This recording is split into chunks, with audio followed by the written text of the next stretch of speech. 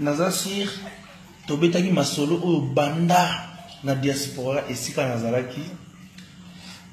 na kati ya Benoît mais naloba eke tokosisa ngo awa epa na nga na palais awa sikoyo eza na mboka mopaya te awa pena sikoyo toza na kishinga na kati ya palais donc voilà quoi toloba mikolo elo bongo naosolola mingi na bato na kati ya mai mpo na mai nde topetwamaka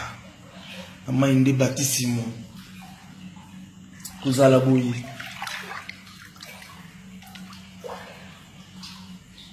ezosenga makambo mibale misato te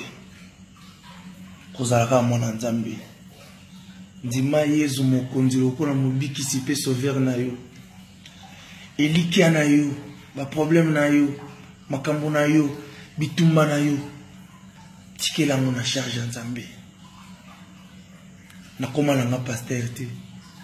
me nayebi ke naza jeune oyo bato ebele baza koluka bayeba asimba nini soki natiki bino boye boya kosimba bakisi soki natiki bino boya kosimba boya kolanda nga banayebisi bino ke secret za kaka yezu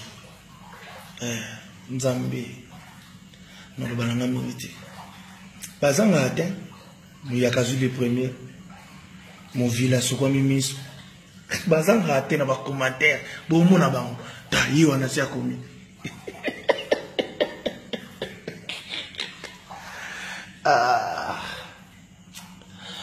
bato baotuna ngo yango saisa ekandango euti yo wapi moto atumbulaki yo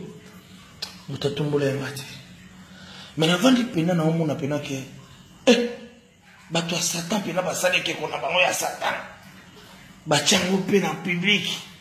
donc biso bana nzambe tovandi kanye totalaka bango biso mpe totatola bonene na ye keba soki paster aoteya osapato etengama bamisu baoloba ono aoluka azwa mabonza mpo abonga te babi systeme oteya mikolo ozalaka moto aoteya yo me ani napusa mabonza te nzambe azwa lokumu na bolamu nyonso asalaka mpo na libota na nga bana na ngai foye na ngai tozala lese nzambe azwa lokumu nabundaka naliaka na motoki na ngai fungola tv omona ndenge ya sai abundaka omona bakola alataka po azala boye asangisa mosuku kaka na nzambe kitoko naloba mingi te atoka na pale na oderage bana balali botala air tozali air ozala na mai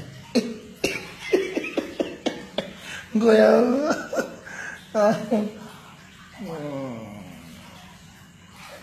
c'est cool. Bye bye. À tous mes fans. Bye.